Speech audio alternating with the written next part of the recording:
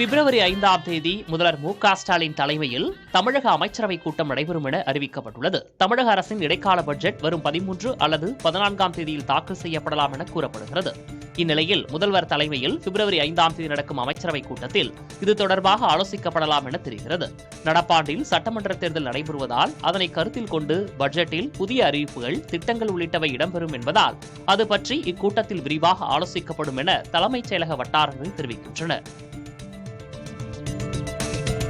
சட்டமன்ற தேர்தல் நெருங்கி வரும் சூழலில் அதிமுக மாவட்ட செயலாளர்களுடன் பிப்ரவரி 4ஆம் தேதி அக்கட்சியின் பொதுச் செயலர் எடப்பாடி கே. பழனிசாமி முக்கிய ஆலோசனையில் ஈடுபட உள்ளார். சென்னை ராயப்பேட்டையில் உள்ள அக்கட்சியின் தலைமை அலுவலகத்தில் நடைபெறும் கூட்டத்தில் அனைத்து மாவட்ட செயலாளர்கள், மூத்த நிர்வாகிகள் கலந்து கொள்ள அறிவுறுத்தப்பட்டுள்ளது. அண்மையில் அதிமுக அங்கம் வகிக்கும் என்டிஏ கூட்டணியில் பாமக, டிடிவி தினகரனின் அமமுக கட்சிகள் இணைந்த நிலையில் சட்டமன்ற தேர்தல் பணிகள், தொகுதி நிலவரங்கள், கூட்டணி கட்சி செயல்பாடுகள் உள்ளிட்டவை குறித்து ஆலோசிக்கப்படும் என கூறப்படுகிறது. திமுக மீதான வாரிசு அரசியல் குற்றச்சாட்டு இற்று போனது என முதல்வர் மு.க.ஸ்டாலின் தெரிவித்துள்ளார். சென்னையில் நடைபெற்ற ஆங்கில தொலைக்காட்சி நிறுவனத்தின் தமிழ்நாடு உச்சிமாநாட்டில் பங்கேற்று பேசிய அவர், திமுகவை எதிர்க்க முடியாதவர்கள் வாரிசு அரசியல் குற்றச்சாட்டை கூறுவதாக தெரிவித்தார்.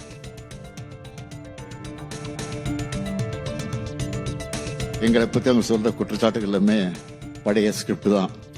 அதில் முதல் குற்றச்சாட்டு அரசியல் வாரிசு. இதற்கு நான் ஏற்கனவே பதில் சொல்லிட்டேன். யார் வேண்டுமானாலும் அரசியலுக்கு வரலாம். ஆனால் யார் வந்தாலும் அவங்கள மக்களுக்கு முன்னாடி நின்று அவங்க நம்பிக்கையை பெற்று ஓட்டு வாங்கினா மட்டும்தான் வெற்றி பெற முடியும். எனவே இது எங்களை களத்தில் எதிர்க்க முடியாத வைக்கிற இத்துப்போன குற்றச்சாட்டு.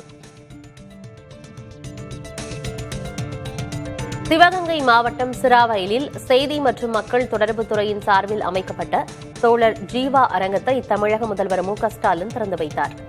அதைத் தொடர்ந்து நிகழ்ச்சியில் பேசிய அவர், இந்தியாவின் சொத்து தோழர் ஜீவா என காந்தியடிகள் கூறியதை குறிப்பிட்டு நினைவு கூர்ந்தார். மேலும் வரும் பிப்ரவரி 6ஆம் தேதி கன்னிமாரா நூலகத்தில் காரல் மார்க்ஸ் சிலை திறக்கப்படும் என முதல்வர் ஸ்டாலின் கூறினார்.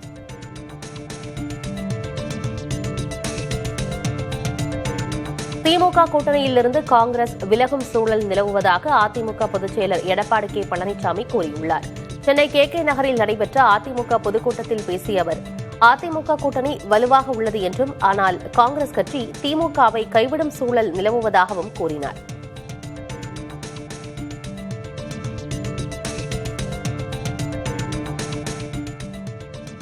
இன்றைக்கு உதயநிதி ஸ்டாலினும் திரு ஸ்டாலின் அவர்களும் சொன்னார்கள், காங்கிரஸ் கை கொடுக்கும் சொன்னாங்க.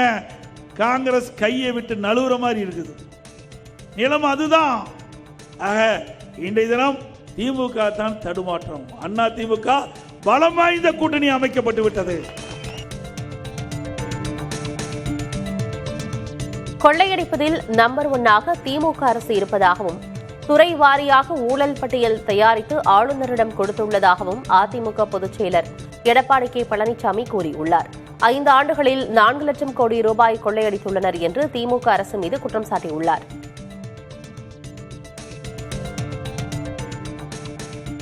இன்றைக்கு தமிழகத்திலே கொள்ளையடிப்பதிலே நம்பர் 1 திமுக அரசாங்கம். அண்மையில் மேதகு ஆளுநரை சந்தித்து துறை வாரியாக கொள்ளையடித்து அந்த பட்டியலை ஆதாரத்தோடு கொடுத்திருக்கிறோம். சுமார் 4 லட்சம் கோடி கொள்ளையடித்திருக்கார்கள் 5 ஆண்டு காலத்திலே.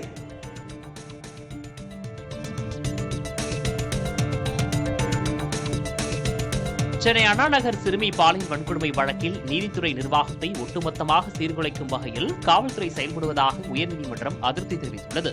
சிறுமி பாலியல் வன்கொடுமை வழக்கில் போக்சோ சட்ட விதிகளை பின்பற்றாத காவல்துறை அதிகாரிகளுக்கு எதிராக எடுக்கப்பட்ட துறை ரீதியான நடவடிக்கைகள் குறித்து அறிக்கை தாக்கல் செய்ய ஏற்கனவே உத்தரவிட்டிருந்த நிலையில் நீதிபதிகள் பி. வேல்முருகன், எம். ஜோதிராமன் அமர்வு முன்பு வழக்கு மீண்டும் விசாரணைக்கு வந்தது. அப்போது அரசு கூடுதல் தலைமை வழக்கறிஞர் ஜே. ரவீந்திரன் தாக்கல் செய்த அறிக்கையில் காவல்துறை அதிகாரிகள் மீது துறை ரீதியான விசாரணை நடத்த கடந்த 4ஆம் தேதி அதிகாரி நியமிக்கப்பட்டிருப்பதாக கூறப்பட்டிருந்தது. அப்போது நீதிபதிகள் நீதிமன்றம் உத்தரவிட்டு பல மாதங்கள் கழித்து கடந்த 4ஆம் தேதிதான் விசாரணை அதிகாரி நியமிக்கப்பட்டிருப்பதாக அதிருப்தி தெரிவித்தனர். இதனையடுத்து வழக்கின் தீர்ப்பு தேதி குறிப்பிடாமல் ஒத்திவைக்கப்பட்டது. அடையார் மூவர் கொலை விவகாரத்தில் பெருங்குடி குப்பை கிடங்கில் பெண்ணின் உடல் மீட்கப்பட்டது. 3வது நாளாக அங்கு 50க்கும் மேற்பட்ட மாநகராட்சி பணியாளர்களோடு இணைந்து தேடுதலில் ஈடுபட்ட காவல்துறையினர் சாக்கு மூட்டையில் கட்டி வீசப்பட்ட உடலை கண்டெடுத்தனர். பின்னர் அந்த உடல் கூராய்வுக்காக ராயப்பேட்டை அரசு மருத்துவமனைக்கு கொண்டு செல்லப்பட்டது. உடற்கூராய்வு அறிக்கையின் அடிப்படையில் சட்டப்பிரிவுகள் கூடுதலாக சேர்க்கப்பட்டு கைது செய்யப்பட்டுள்ளவர்கள் மீது நடவடிக்கை எடுக்கப்படும் என காவல்துறை தரப்பில் தெரிவிக்கப்பட்டுள்ளது.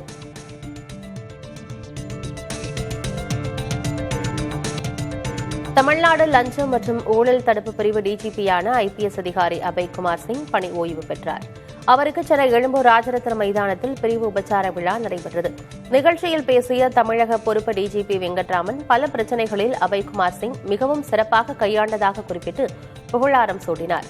இந்த பிரிவு உபச்சார நிகழ்வில் காவல்துறை டிஜிபிக்கள், ஏடிஜிபிக்கள், ஐஜிகள் உள்ளிட்ட காவல்துறை உயர் அதிகாரிகள் பலர் பங்கேற்றனர். சட்டமின்றி சொல்லும்படி செம்மாந்து நிற்கிறது அலங்கார அறிவிப்பு முன்னும் பின்னுமாக குதிரைப்படை சூழ. மாதவிடாய் சுகாதாரத்திற்கான உரிமை என்பது இந்திய அரசமைப்பு சட்டத்தின்படி ஒரு அடிப்படை உரிமை என்று உச்சநீதிமன்றம் வரலாற்று சிறப்புமிக்க தீர்ப்பை வழங்கியுள்ளது. மத்திய அரசின் மாதவிடாய் சுகாதார கொள்கையை நாடு முழுவதும் உள்ள பள்ளிகளில் அமல்படுத்த கோரி உச்சநீதிமன்றத்தில் ஜெயா தாக்கூர் என்பவர் சார்பில் பொதுநல வழக்கு தாக்கல் செய்யப்பட்டது. இந்த வழக்கை விசாரித்த நீதிபதிகள் ஜே.பி. பர்திவாலா மற்றும் ஆர். மகாதேவன் அடங்கிய அமர்வு தீர்ப்பு வழங்கியது. அதில் அனைத்து மாநிலங்கள் மற்றும் யூனியன் பிரதேசங்களும் அரசு மற்றும் தனியார் பள்ளிகளில் படிக்கும் மாணவிகளுக்கு சானிட்டரி பேட்களை கட்டணமின்றி வழங்குவதை உறுதி செய்ய வேண்டும் என்று உத்தரவிட்டுள்ளது. அனைத்து பள்ளிகளிலும் மாற்றுத்திறனாளிகளுக்கு உகந்த கழிவறைகளை அமைக்க வேண்டும் எனவும் உச்சநீதிமன்றம் உத்தரவிட்டுள்ளது. இந்த சேவைகளை வழங்க தவறும் தனியார் பள்ளிகளின் அங்கீகாரம் ரத்து செய்யப்படும் என எச்சரித்துள்ள உச்சநீதிமன்றம் அரசு பள்ளிகளில் இந்த வசதிகள் இல்லையெனில் அந்தந்த மாநில அரசுகளை பொறுப்பேற்க வேண்டும் என்றும் உத்தரவிட்டுள்ளது. மாதவிடாய் சுகாதாரம் என்பது பெண்களின் கண்ணியம் மற்றும் கல்வி உரிமையோடு தொடர்புடையது என்றும் உச்சநீதிமன்றம் குறிப்பிட்டுள்ளது.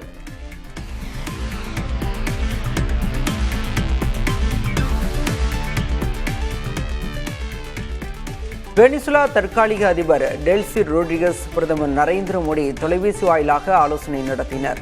அப்போது இரு நாடுகளுக்கும் இடையிலான உறவுகளை மேலும் வலுப்படுத்துவது குறித்து விரிவாக ஆலோசிக்கப்பட்டதாக கூறப்படுகிறது. இதில் எரிசக்தி, வர்த்தகம் மற்றும் தொழில்நுட்ப துறைகளில் இணைந்து செயல்பட இருவரும் சம்மதம் தெரிவித்துள்ளனர். இதன் மூலம் இரு நாடுகளுக்கு இடையான பொருளாதார வளர்ச்சி அடுத்த கட்டத்திற்கு நகரும் என எதிர்பார்க்கப்படுகிறது.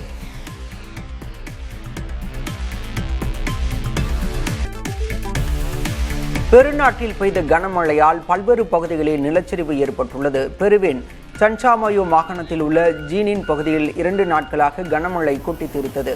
இதனால் நிலச்சரிவு ஏற்பட்டதால் சாலைகள் உருக்குலைந்தும் வீடுகள் மண்ணில் புதையுண்டும் காணப்படுகின்றன. டிசம்பர், ஜனவரி என 2 மாதங்களில் மட்டும் கனமழை மற்றும் நிலச்சரிவு பாதிப்புகளில் 22 பேர் உயிரிழந்தனர்.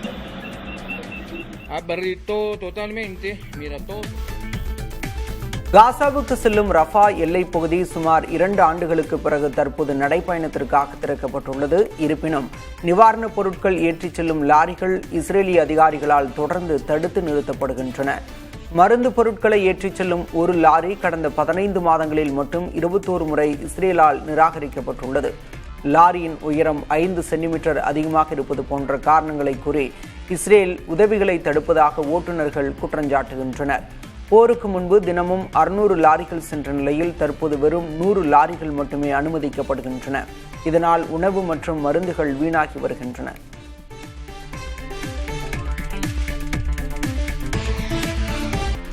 கியூபாவுக்கு கச்சா எண்ணெயை விற்கும் நாடுகளுக்கு கூடுதல் வரி விதிக்கும் உத்தரவில் அமெரிக்க அதிபர் டிரம்ப் உத்தரவிட்டுள்ளார். கியூபாவுக்கு தேவையான கச்சா எண்ணெயில் பெரும்பகுதியை வெனிசுலா அளித்து வந்தது. தற்போது அமெரிக்காவின் தலையீட்டிற்கு பிறகு வெனிசுலா எண்ணெய் கியூபாவுக்கு செல்வதில்லை. இதை சமாளிக்க மெக்சிகோவிடமிருந்து கியூபா கச்சா எண்ணெயை வாங்கி வந்தது. இந்நிலையில் டிரம்பின் உத்தரவால் கியூபாவுக்கும் மெக்சிகோவுக்கும் நெருக்கடி ஏற்பட்டுள்ளது. கியூபாவில் ஆட்சி மாற்றத்தை விரும்புவதாக அமெரிக்க அமைச்சர் மார்க்கோ ரூபியோ ஏற்கனவே கூறியிருந்தார். அண்டை நாடுகளான அமெரிக்காவும் கியூபாவும் பல ஆண்டுகளாகவே எதிரும் புதிருமாக இருந்து வருவது குறிப்பிடத்தக்கது. அமெரிக்கா கனடா உறவில் மேலும் விரிசல் ஏற்பட்டுள்ளது. கனடாவிலிருந்து இறக்குமதி செய்யப்படும் விமானங்களுக்கு மேலும் 50 விழுக்காடு வரி விதிக்கப்படும் என அமெரிக்க அதிபர் டிரம்ப் எச்சரித்துள்ளார். மேலும் கனடா விமானங்களுக்கு அளித்த ஒட்டுதல் சான்றை நிறுத்தி வைப்பதாகவும் டிரம்ப் கூறினார். அமெரிக்க நிறுவனத்தின் கல்ஃப் ஸ்ட்ரீம் ஏரோஸ்பேஸ் நிறுவனத்தின் விமானங்களுக்கு கனடா ஒப்புதல் சான்று தரவில்லை. இதற்கு பதிலடி தரும் விதமாக கனடா தயாரிப்பு பம்பார்டியர் விமானங்களுக்கு 50 விழுக்காடு வரி விதிக்கப் போவதாகவும் ஏற்கனவே வாங்கப்பட்ட விமானங்களுக்கான சான்றை திரும்பப் பெறுவதாகவும் ட்ரம்ப் கூறினார். இதனால் அமெரிக்காவில் பம்பார்டியர் விமானங்களை இயக்கி வருபவர்களுக்கு சிக்கல் ஏற்பட்டுள்ளது. சீனாவுடன் கனடா வர்த்தக ஒப்பந்தம் போட்டால் கனடாவிலிருந்து வரும் பொருட்களுக்கு தங்கள் அரசு 100 விழுக்காடு வரி விதிக்கும் என ட்ரம்ப் ஏற்கனவே எச்சரித்திருந்தார். கனடாவின் ஒரு மாகாணமான அல்பர்டாவை தனி நாடாக்குவதற்கான முயற்சிகளில் பிரிவினைவாத குழுக்கள் தீவிரம் காட்டுவதாக தகவல் வெளியாகியுள்ளது. இது தொடர்பாக மக்களிடம் பொது வாக்கெடுப்பு நடத்தவும் இக்குழுவினர் முயற்சி செய்வதாக கூறப்படுகிறது. இக்குழுவினருக்கு ட்ரம்ப் அரசு நிதி உதவி அளித்து ஆதரித்து வருவதாகவும் தகவல் வெளியாகியுள்ளது.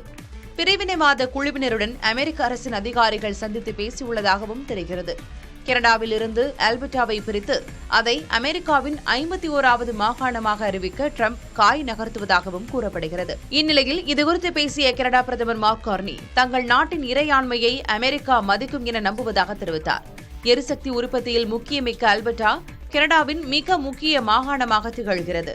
கனடாவை அமெரிக்காவின் 51வது மாநிலமாக மாற்றுவேன் என தேர்தல் பரப்புரையின் போதே ட்ரம்ப் தெரிவித்திருந்தார். ஐரோப்பிய யூனியனுடன் இந்தியா செய்து கொண்டுள்ள வரியற்ற வர்த்தக ஒப்பந்தம் பாகிஸ்தான் மற்றும் வங்கதேச ஜவுளி ஏற்றுமதியை கடுமையாக பாதிக்கும் என தகவல் வெளியாகியுள்ளது. ஐரோப்பிய யூனியனுக்கு ஜவுளிகளை ஏற்றுமதி செய்வதில் வங்கதேசம் 21% முதல் 22% வரை பங்கை வகிக்கிறது. ஆனால் இந்திய ஜவுளிகளின் பங்கு 5 முதல் 6% வரை மட்டுமே இருந்தது. ஐரோப்பிய யூனியன் வரி விதிப்பதில்லை என்பதே வங்கதேச ஜவுளிகளுக்கு பெரும் பலமாக இருந்தது. ஒப்பந்தம் காரணமாக இந்திய ஜவுளிகளுக்கும் இனி வரி இருக்காது என்பதால் வங்கதேச ஆடைகளுடன் அவை போட்டியிட முடியும். இதேபோல பாகிஸ்தான் ஜவுளிகளுடன் இந்திய ஜவுளிகள் இனி ஐரோப்பிய சந்தையில் போட்டியிடும் நிலை ஏற்பட்டுள்ளது. இதனால் தங்கள் நாட்டில் 1 கோடி வேலைவாய்ப்புகள் பாதிக்கும் அபாயம் உள்ளதாக பாகிஸ்தான் தெரிவித்துள்ளது. இதற்கிடையே ஐரோப்பிய யூனியனுடன் தாங்கள் செய்து கொண்டுள்ள ஒப்பந்தம் துருக்கியுடன் பொருந்தாது என இந்தியா தெரிவித்துள்ளது. ஆபரேஷன் சிந்தூர் உள்ளிட்ட விவகாரங்களில் இந்தியாவிற்கு எதிரான நிலைப்பாட்டை துருக்கி எடுத்ததே இதற்கு காரணம். பெங்களூரு மத்திய பகுதியில் செயல்பட்டு வரும் கான்பிடென்ட் குரூப் அலுவலக வளாகத்தில் அந்த நிறுவனத்தின் தலைவரும் பிரபல தொழிலதிபருமான CJ ராய் துப்பாக்கியால் தன்னைத்தானே சுட்டு தற்கொலை செய்து கொண்டார். முதற்கட்ட விசாரணையில் சம்பவம் நடந்த நேரத்தில் CJ ராய் அலுவலகத்தில் தனியாக இருந்ததாக போலீசார் தெரிவித்துள்ளனர். மேலும் இந்த சம்பவத்திற்கு முன்னதாக அவரது அலுவலகத்தில் அமலாக்கத்துறை சோதனை நடத்தி விசாரணையை மேற்கொண்டதாக தகவல் வெளியாகியுள்ளது. இருப்பினும் தற்கொலைக்கான காரணம் குறித்து முழுமையான விசாரணைக்கு பிறகு தெரியவரும் என போலீசார் தெரிவித்துள்ளனர். இந்த சம்பவம் பெங்களூரு தொழில்துறை மற்றும் அரசியல் வட்டாரங்களில் பெரும் அதிர்ச்சியையும் பரபரப்பையும் ஏற்படுத்தியுள்ளது. மைக்ரோசாஃப்ட் நிறுவனத்தின் சந்தை மதிப்பு ஒரே நாளில் 36 லட்சம் கோடி ரூபாய் வரை சரிவை சந்தித்துள்ளது. மைக்ரோசாஃப்ட் நிறுவனத்தின் வரலாற்றிலேயே இது மிக மோசமான சரிவாக பார்க்கப்படுகிறது. மைக்ரோசாஃப்டின் அசூர் கிளவுட் சேவையின் வளர்ச்சி 39 விழுக்காடாக உள்ள நிலையில் இது எதிர்பார்த்ததை விட குறைவாக இருப்பதால் சந்தையில் சரிவு ஏற்பட்டதாக கூறப்படுகிறது. இதனால் மைக்ரோசாஃப்ட் நிறுவனத்தின் பங்குகள் 12 விழுக்காடு சரிவை சந்தித்தன.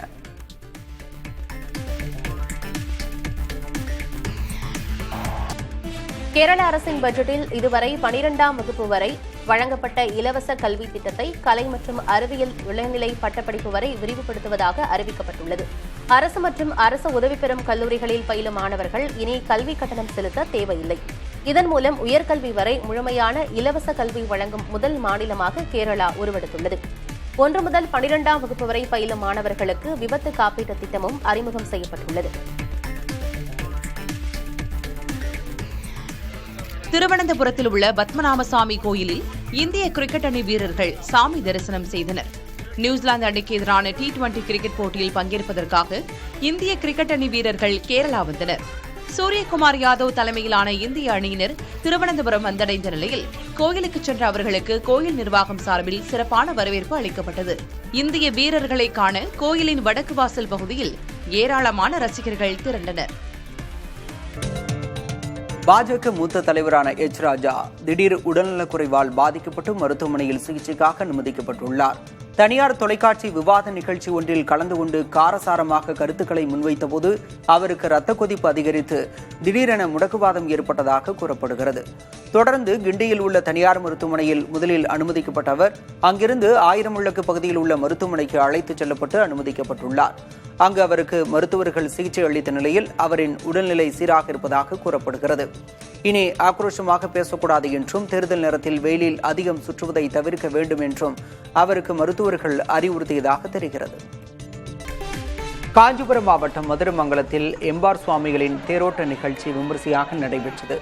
மதுரமங்கலத்தில் உள்ள கமலவல்லி சமேத வைகுண்ட பெருமாள் கோயிலில் எம்பார் சுவாமிகளின் 1000வது அவதார உற்சவ விழா நடைபெற்று வருகிறது.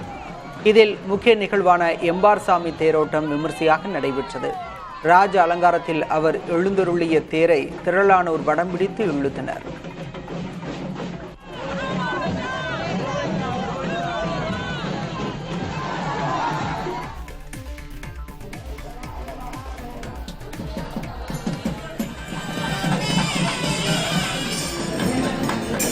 திருவள்ளூர் மாவட்டம் திருப்பாலைவனம் பகுதியில் அமைந்துள்ள அருள்மிகு ஸ்ரீ லோகாம்பிகா தேவி சமேத அருள்மிகு ஸ்ரீபாலீஸ்வரர் திருக்கோயிலில் 18 ஆண்டுகளுக்கு பிறகு திருக்குடமுழுக்கு நன்னீராட்டு விழா வெகு விமரிசையாக நடைபெற்றது. புண்ணிய நதிகளிலிருந்து எடுத்து வரப்பட்ட புனித நீரை சிவாச்சாரியார்கள் யாகசாலையிலிருந்து எடுத்துச் சென்று குடமுழுக்கு செய்தனர். கோபுர கலசங்களில் ஊற்றப்பட்ட புனித நீர் பக்தர்கள் மீது தெளிக்கப்பட்டது. அப்போது நமச்சிவாயா ஹரஹர மகாதேவா என பக்தர்கள் பக்தி பரவசத்துடன் சாமி தரிசனம் செய்தனர்.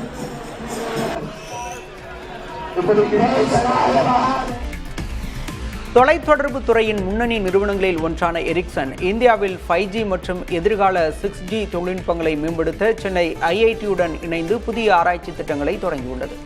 செயற்கை நுண்ணறிவு அடிப்படையில் நெட்வொர்க் வேகம் உயர்த்தல், மின் நுகர்வு குறைப்பு மற்றும் டிராபிக் மேலாண்மை ஆகிய துறைகளில் ஆய்வுகள் மேற்கொள்ளப்படுகின்றன. சென்னை IIT வளாகத்தில் ஆராய்ச்சி மையங்கள் வலுப்படுத்தப்படுவதுடன் மாணவர்கள் மற்றும் ஆராய்ச்சியாளர்களுக்கு உலகத்தர பயிற்சி வாய்ப்புகள் வழங்கப்படும். 2030க்குள் 6G அறிமுகம் என்ற மத்திய அரசின் இலக்கை அடைய இந்த கூட்டணி முக்கிய பங்கு வகிக்கும் என எதிர்பார்க்கப்படுகிறது.